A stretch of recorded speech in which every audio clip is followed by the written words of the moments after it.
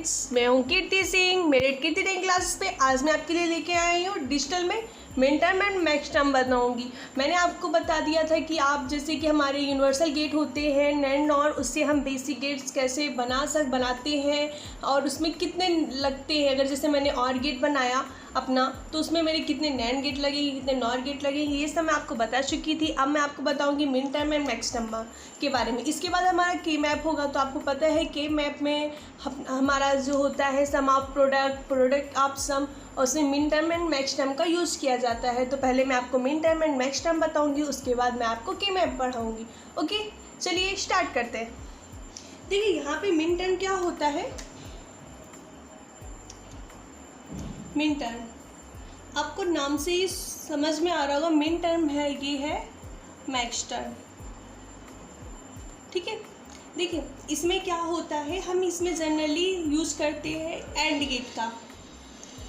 Gate का use करते हैं। जो भी हम यानी कि इसमें जो भी हम फॉर्म लिखते हैं वो हम एंड गेट के ज़रिए लिखते हैं, और इसमें लिखते हैं हम और गेट के। अब कैसे लिखते हैं, देखिए जैसे मैं आपको बोलूँगी कि आप मुझे 1001 लिख के दिखाइए वेरिएबल्स में, तो आप कैसे लिखेंगे। ए लिखेंगे अगर मिन टर्म में मैंने पूछा आपसे, सी लिखेंगे, डी लिखेंगे, ए बी सी यानी कि 4 आपकी बिट है। अब ये क्या है, जिस पे 0 है आप उस पर क्या कर देते हैं, बार लगा देते हैं। ठीक है, अब देखिए और गेट में अगर मैं आपसे बोलूँगी कि 100 आप मैक्स टर्म में लिखिए, अब इसमें आप कौन सा गेट लगाएंगे, और गेट लगाएंगे। देखिए एंड गेट क्यों बोलते हैं, क्योंकि इसमें क्या है, मल्टीप्लाई है। देखिए मल्टीप्लाई में लिखे हैं, और गेट में क्या होगा, एडिशन में लिखा होगा। तो यहाँ पे देखिए यहाँ पे क्या है, मैं और गेट के फॉर्म में लिखूंगी। तो यहाँ पे मैं ऐसे लिखूंगी, ए प्लस लगाऊंगी बीच में, B plus C plus D. अब देखिए यहाँ पे मैंने क्या था, यहाँ पर लिख दूँ 1 के लिए हम यूज करते हैं ए, जनरली उसके ऊपर बार नहीं लगाते हैं जो हम 1 के लिए यूज़ करते हैं। 0 के लिए अगर मैंने यूज़ करा तो मैं ए बार यूज़ करूँगी।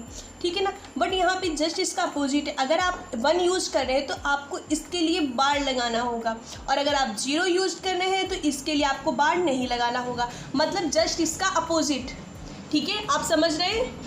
तो देखिए इसमें हम क्या करते हैं, बार नहीं लगाते। अब जैसे मैंने यहाँ पे 1001 लिखा है, तो यहाँ पे 1 है तो मैं ए के ऊपर बार लगा दूंगी। यहाँ पे 0 है तो बार नहीं लगेगा, 0 है सी तो बार नहीं लगेगा, अब 1 है तो बार लग जाएगा। जस्ट इसका अपोजिट हो जाता है। ठीक है ना, अब आप समझ गए होंगे कि मिन टर्म और मैक्स टर्म क्या होते हैं। ठीक है, अब चलिए मैं आपको इसकी टेबल बता देती हूँ। देखिए फ्रेंड्स, ये आपकी टेबल होती है। जैसे मैंने डेसिमल में क्या है आपका पता है, 0 1 2 3 4 5 6 एंड 7 इतना आपका होता है। अब देखिए यहाँ पे क्या है, ए बी सी है यानी कि वेरिएबल्स है।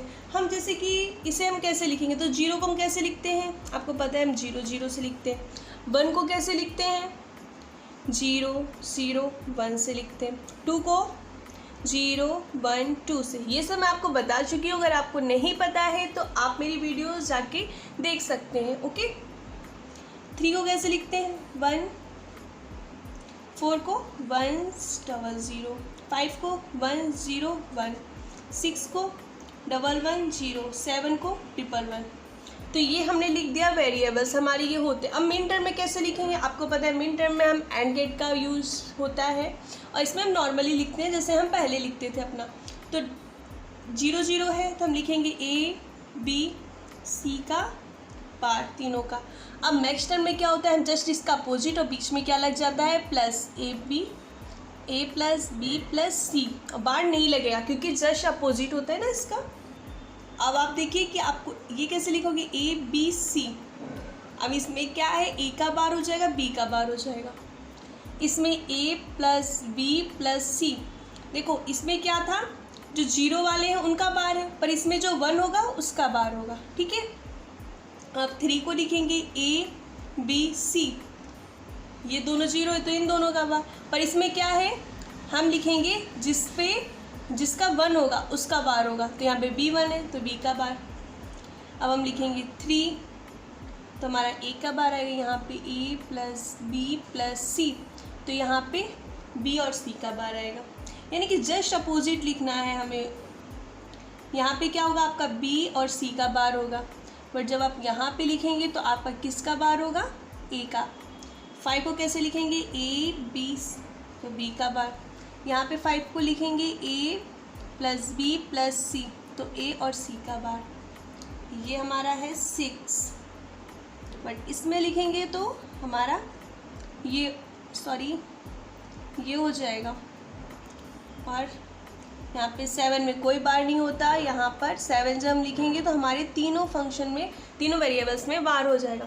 अब देखिए कि हमारे जो मिन टर्म्स होते हैं हम उन्हें स्मॉल m से डिनोट करते हैं। जैसे मैं यहाँ पे बोलूँ तो मैं इसे स्मॉल m0, इसे स्मॉल m1, यानी कि सब स्मॉल में है, m स्मॉल में लिखते हैं हम। इसमें 4 n 5 m6 m7, बट हम जब मैक्स टर्म को यूज़ करते हो तो आप नाम से ही मैक्स टर्म है, तो इसमें हम क्या करते हैं, कैपिटल लेटर यूज करते हैं। कैपिटल में m0 m1 m2 m3 m4 m5 6 and 7।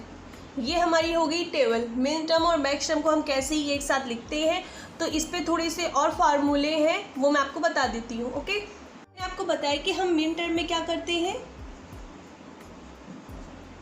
हम मिन टर्म में लिखते हैं स्मॉल m। जैसे मैंने m0 लिखा मिन टर्म में, तो हम मैक्स टर्म में क्या करते हैं, हम कैपिटल में m0 लिखते हैं। ऐसा क्यों लिखते हैं, अब देखिए हमारा जो m0 होता है वो m0 का वार होता है, ठीक है ना। या फिर आप ऐसे बोल सकते हैं कि हमारा m0 का बार करेंगे तो हमें क्या मिलेगा, मैक्स टर्म मिलेगा। अब आप बोलेंगे कैसे मिलेगा, तो मैं आपको प्रूफ करके बताती हूँ। देखिए जैसे मैंने माना कि हमारा m0 इसका जो आपको पता है 0, तो क्या होगा, a b c दोनों का बार होता है, ठीक है ना। अब देखिए मैं अगर ये मुझे कैसे मिलेगा, तो इसका हमें बार करना पड़ेगा ना, तो m0 बार इसका जो क्या हो जाएगा, ए बी सी का बार का होल बार हो जाएगा। अब हम इसमें डी मार्गन्स थ्योरम लगाएंगे, ठीक है। अगर हमने डी मार्गन्स थ्योरम लगाई इसमें, तो क्या हो जाएगा, A double bar plus B double bar plus C double bar plus. अब आपको पता है जब डबल बार होता है तो हमारा बार बार कैंसिल हो जाता है, तो ए प्लस बी प्लस सी बचा, और यही तो आपका क्या है, मैक्स टर्म है। तभी हम बोलते हैं m0 का जब बार करते हैं तो हमें ऐसे, हम कोई भी, ये नहीं है कि मैंने m0 का बार किया तो हमें मैक्स वाला टर्म मिल गया, नहीं। आप ऐसे भी हो सकता है, यहाँ पे आपका m1 हो, इसका बार करोगे तो आपको कैपिटल में ये मिल जाएगा। आपका स्मॉल m2 का बार करोगे तो आपको मैक्स टर्म में 2 मिल जाएगा। यानी कि सब पे फॉलो होता है।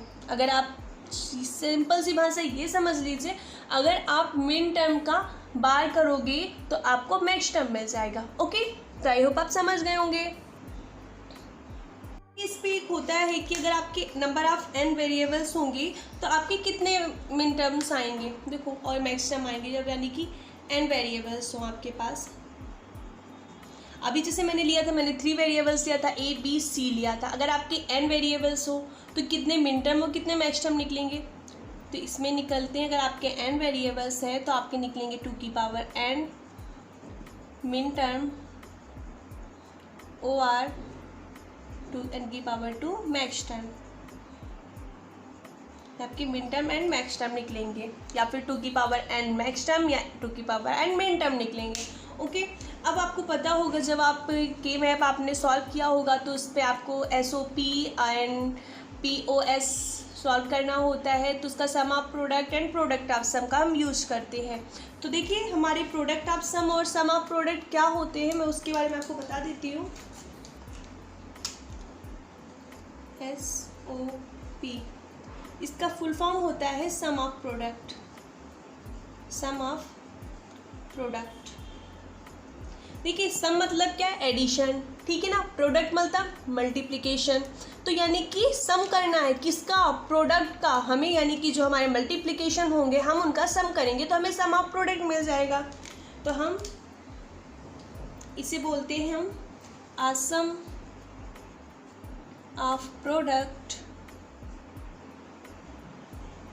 a sum of product expression consist of many product, क्या करते हैं, many product का कंसिस्ट करते हैं टर्म लॉजिकल एडेड। यानी कि देखिए सम ऑफ प्रोडक्ट मतलब प्रोडक्ट का हम सम करते हैं, वही बोला गया है। सम ऑफ प्रोडक्ट में एक्सप्रेशन क्या होते हैं, कंसिस्ट करते हैं मैनी प्रोडक्ट, यानी कि बहुत सारे उसमें आपके प्रोडक्ट यानी कि मल्टीप्लिकेशन होते हैं टर्म, उन्हें हम क्या करते हैं, ऐड कर देते हैं। अब एग्जांपल के तौर पे आप समझिए, जैसे आपका फंक्शन है एफ ए एंड बी का है, 2 टर्म्स का फंक्शन है, तो इसे हम सम ऑफ प्रोडक्ट में कैसे वो करते हैं, अगर ऐसे लिखें A B plus A B का बार। ये मैंने माना है कि जनरली आपको ऐसा नहीं है कि ज़रूरी ऐसा ही, जब 2 टर्म होंगे तो ऐसा ही होगा। मैंने बस एक सिंपली मैं समझा रही हूँ कि 2 टर्म में फंक्शन कुछ इस तरह से लिखा होगा, वो ज़रूरी नहीं कि यही फंक्शन होगा, ऐसे ही लिखा जाएगा, ठीक है ना।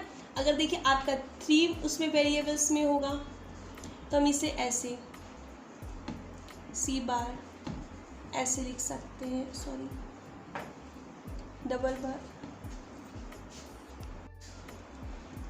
तो देखिए हम इसे ऐसे लिख सकते हैं, बट आप ध्यान ये दीजिए सम ऑफ प्रोडक्ट एंड प्रोडक्ट आप सब में क्या होना चाहिए, आपके जितने भी जैसे 2 वेरिएबल्स का ये फंक्शन है, ठीक है ना, तो इसके हर टर्म में 2 वेरिएबल्स आएंगे। ये नहीं है कि एक टर्म में आपका 1 वेरिएबल्स आ जाए और 2 टर्म्स में आपके 2 वेरिएबल्स आ जाए, ऐसा नहीं हो सकता। यानी कि मैं ऐसा बोल रही हूँ, ऐसा नहीं होता, ऐसे ए प्लस ए बी का बार, ऐसा नहीं हो सकता, ठीक है, आप समझ रहे होंगे। यानी कि एक टर्म नहीं आएगा कोई भी, दोनों टर्म आने चाहिए, यानी कि दोनों वेरिएबल्स एक टर्म में दोनों वेरिएबल्स आने चाहिए। जैसे ये 3 फंक्शन वो वेरिएबल्स का है, तो इसके देखिए हर टर्म में 3 वेरिएबल्स आए हैं ना, ये नहीं कि किसी एक टर्म में आपके 2 वेरिएबल्स आ गए। ऐसे ही जब आपका 4 टर्म्स का होगा तो 4 वेरिएबल्स आ जाएंगे, ठीक है। अब आपको मैं प्रोडक्ट ऑफ सम बताती हूँ।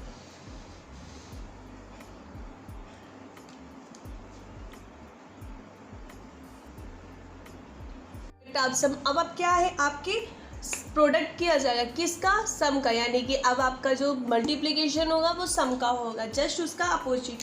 तो हम इसमें क्या बोलेंगे, POS मतलब product of sum expression consist of many some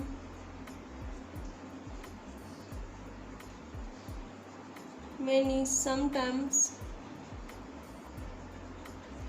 logically multiple, ठीक है ना। पहले क्या था, एडिशन था, अब क्या है, सम का है आपका मल्टीप्लिकेशन। तो हम इसे कैसे लिखते हैं, देखिए हम इसे जैसे एफ ए बी एंड सी का फंक्शन है हमारे 3 वेरिएबल्स का, तो हम इसे ऐसे लिख सकते हैं ए प्लस बी प्लस सी, या फिर ए प्लस बी बार प्लस सी बार, ऐसे हम लिख सकते हैं। यानी कि हमारा किस उसमें लिखा है, प्रोडक्ट ऑफ सम में लिखा है। अगर आपका 2 वेरिएबल्स का फंक्शन हुआ तो हम इसे ए प्लस बी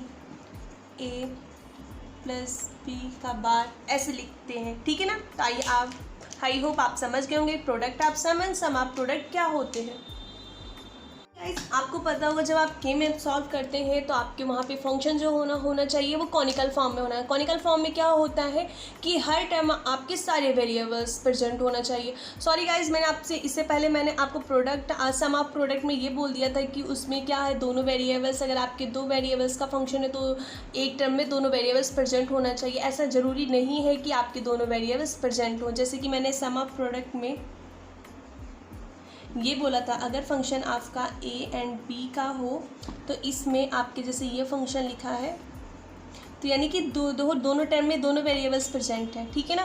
पर ऐसा ज़रूरी नहीं है, आप इसे ऐसे भी लिख सकते हैं। मैंने उस टाइम सॉरी मिस्टेक वाइज गलत बता दिया था, तो मैं उसे अपना सही कर रही हूँ कि आपके ज़रूरी नहीं है, एक भी वेरिएबल्स प्रेजेंट हो सकता है किसी एक फंक्शन में। दोनों वेरिएबल्स प्रेजेंट होना इन कॉनिकल फॉर्म में, उसे हम कॉनिकल फॉर्म बोलते हैं। कॉनिकल फॉर्म में दोनों, अगर 2 वेरिएबल्स का फंक्शन हो तो दोनों वेरिएबल्स प्रेजेंट होने चाहिए पर टर्म में, ओके। कि फ्रेंड्स कॉनिकल फॉर्म क्या होता है, वो होता है जिसमें आपके, मैंने जैसे बोला था कि अगर आपका जैसे टू फंक्शन वेरिएबल्स का फंक्शन है, जैसे ये है फंक्शन, अगर हम इसे ये ऐसे फॉर्म में लिखा है तो ये कॉनिकल फॉर्म में नहीं है। जब इस फंक्शन को हम ऐसे लिखेंगे, ऐसे लिखेंगे तो ये कॉनिकल फॉर्म में है, ये कॉनिकल फॉर्म में आपका नहीं है, ये कॉनिकल में फॉर्म में है आपका, ठीक है ना। तो यानी कि हर आपके टर्म में दो सारे वेरिएबल्स प्रेजेंट होने चाहिए, चाहे फंक्शन वो 4 वेरिएबल्स का हो या 3 वेरिएबल्स का हो, तो पर टर्म में उसके सारे वेरिएबल्स प्रेजेंट होने चाहिए, उससे हम कहते हैं कॉनिकल फॉर्म में। ओके, तो देखिए हम क्या बोलते हैं कॉनिकल फॉर्म को, व्हेन ईच टर्म, प्रत्येक term of a logical expression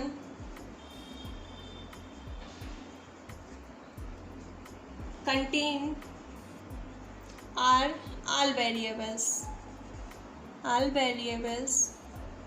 यानी कि जो आपका ईच टर्म हो लॉजिकल फंक्शन का, उस एक्सप्रेशन का, उसमें क्या हो आपके ऑल वेरिएबल्स प्रेजेंट हो, it is said to be canonical in canonical form. वो फिर किस में होगा, कॉनिकल फॉर्म में होगा। ओके, ठीक है ना। अब देखिए आपका कॉनिकल फॉर्म में हो गया, अब आपको कैसे कन्वर्ट करना है तो वो मैं आपको बता दूँ। जैसे आपका फंक्शन है, जैसे मैंने बोला f(a), b, ये दो वेरिएबल्स का फंक्शन है, ये ऐसे लिखा है तो ये किस में है, कॉनिकल फॉर्म में है। अगर आपका वेरिएबल्स का फंक्शन है, ये देखिए किस में लिखा है, मिन टर्म में लिखा है, और आपका मैक्स टर्म में कैसे लिखेगा, आपका ये ऐसे लिखा हो तो ये भी किस में है, कॉनिकल फॉर्म में है, ठीक है ना। अगर आपका 3 वेरिएबल्स का फंक्शन है और लिखा है a + b + c and a + b,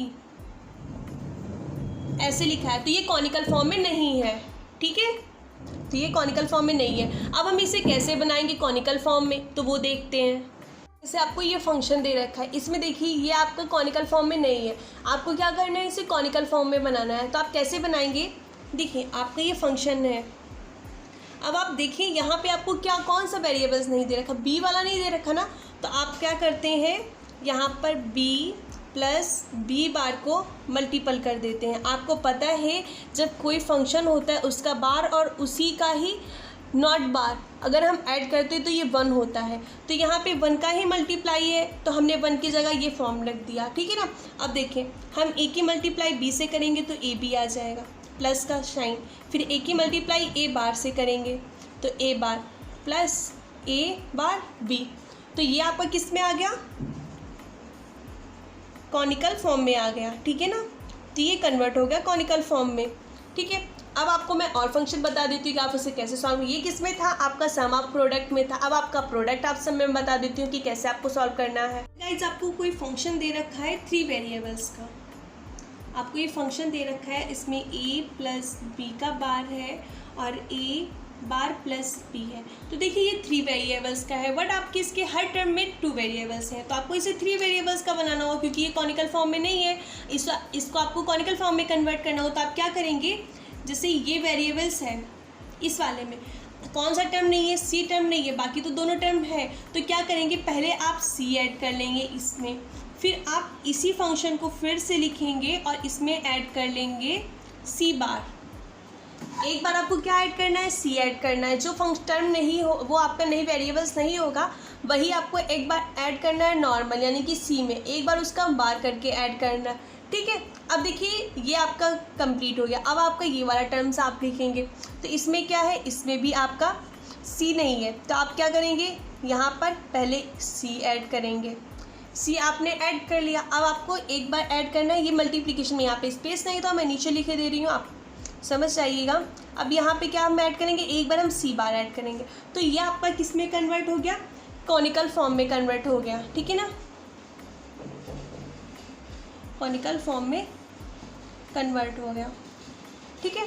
I hope आप समझ गए होंगे कि आपके एक और फंक्शन आए तो आप उसे कैसे चेंज करेंगे। कॉनिकल फॉर्म में नहीं दे रखा होगा तो आप उसे कॉनिकल फॉर्म में कैसे चेंज करेंगे। ओके गाइज, अगर आपको मेरी वीडियो अच्छी लगती हैं, आप मेरी वीडियोस और चाहते हैं तो प्लीज़ मेरे चैनल को सब्सक्राइब कीजिए, मेरी वीडियोस को लाइक कीजिए, ज़्यादा से ज़्यादा लोगों को शेयर कीजिए। Thank you.